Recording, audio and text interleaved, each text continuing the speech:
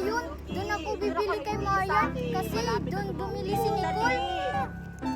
Uy, Lindy Me, dito ka bibili? Oo, kasi mura kasi yung paninda mo. Kay Marian na naman bibili. Parehas lang kaya kami ng presyo. Parehas nga, pero wala ka namang pre-taste. O Lindy Me, ilan yung bibilin mo? Ah, 3. 3?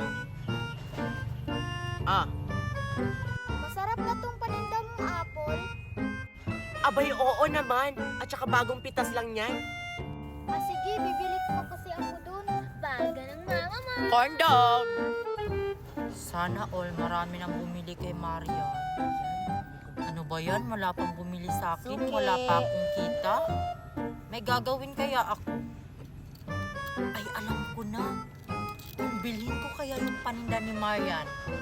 Tapos, bebenta ko ng mahal.